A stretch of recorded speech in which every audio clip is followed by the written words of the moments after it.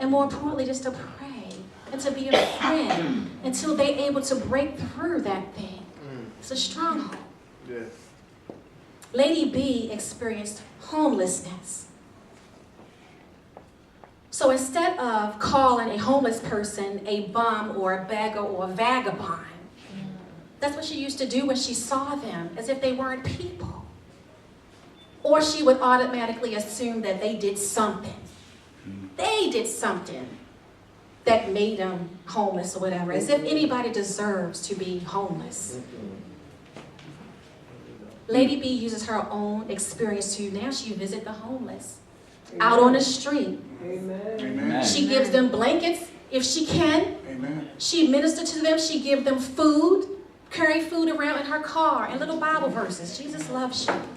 So she uses her experience, her Manger experience, to minister to people who were just like her. Amen. Amen. Lady C experienced drug addiction. Instead of referring to people as junkies and crackheads, she decided to take action. Lady C became a substance abuse counselor. Amen. And started a faith-based organization that assists women who struggle with drug and alcohol addictions. Because when you're helping those people, you're helping their children too. When we see these people, we think it's just them. But it's a whole bunch of people behind the scenes that are affected. So we got to be mindful of what we do when we speak over people. And Lady D, this might prick a lot of y'all. Lady D experienced teen pregnancy somewhere in her family. It wasn't necessarily her, but it was a family member. I don't know if it was her daughter or her cousin or somebody dear, a niece. And there was a time when she used to shake her head when she used to see young girls out on the street and call them fast tails. They're irresponsible. Even said, why don't they get an abortion? Does this sound familiar to any of you? Yes, I heard it. Yes. I'm like, who would say that? I'm a product of a teenage pregnancy. And yes, the odds were against me, but I had the Holy Spirit with his hedge of fire in my mother's womb. Because I wouldn't be standing here. If the enemy's plan was carried out, I wouldn't be standing here talking to you right now. Amen. So, Lady D now embraces the young girls. She takes the time to love on them and give them advice whenever she can. Now get this. After having actual conversations with them, she learned that the majority of them been molested by family members, family friends, raped by boyfriends. We don't know. But God. But God. She now understands. And she's using all of her Manger experience. Not directly, but just when something happens to your family members, it like shift your perspective. Because now they become whoever those people were used to talk about. We got to be moved with compassion. You see, these are the so-called rejects that Jesus came to seek and save. But he needs willing and able vessels to work through on earth. Especially during this holiday season, when the number of suicides tend to increase due to heartbreak and loneliness. I don't know if you all ever lost someone dear to you, but it seems like around the holidays is when the depression comes. Thanksgiving, Christmas, New Year's.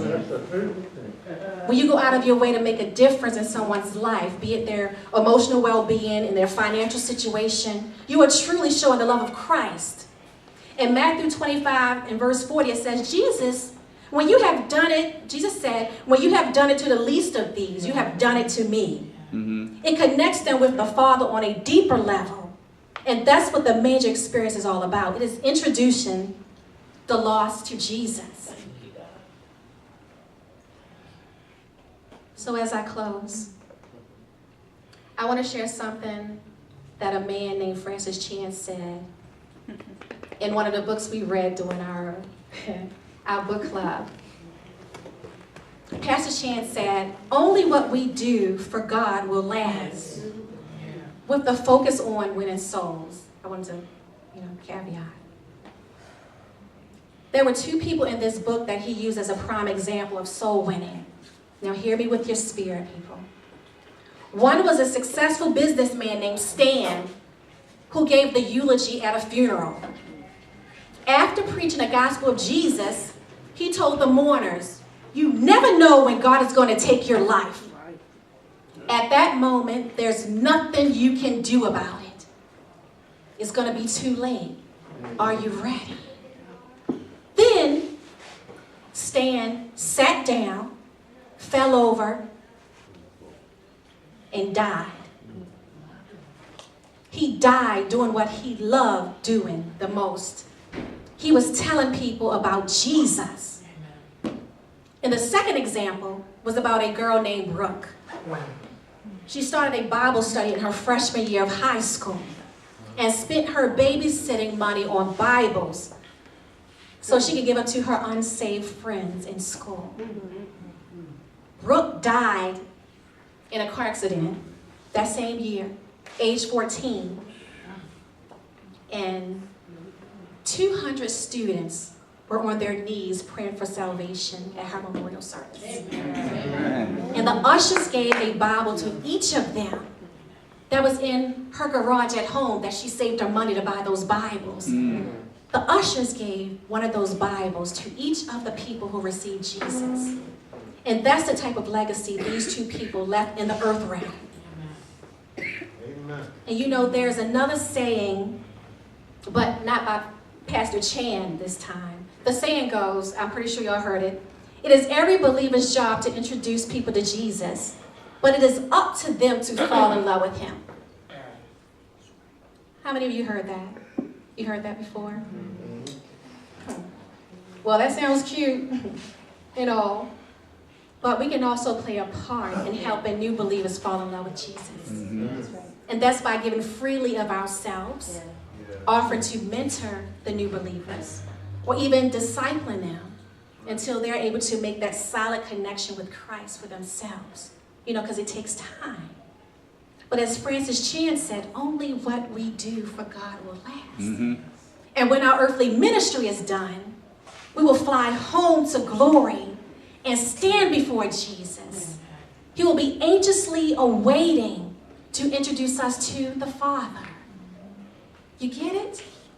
While we're here, we are introducing people to Jesus. And then when we go home, Jesus is waiting to introduce us to the Father. Amen. The Father. Amen.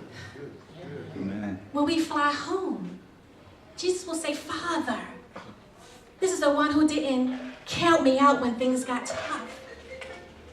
Father, this is the one who looked to me when his earthly father forsook him. Father, this is the one who didn't shun me when I told him to be ye holy, because I am holy. Separate yourself, wash your clothes, be holy, be obedient. Father, this is the one who didn't curse me when sickness and disease came their way. Father, this is the one who still loved me when oh God. Thank you, Jesus. This is the one when they found out their daughter was molested. Father, when their spouse ran out on them, they still stayed with me. Father, this is my beloved. My beloved. You are the Lord's beloved. Yeah. The manger experience. How are you doing in your manger experience? Let us pray.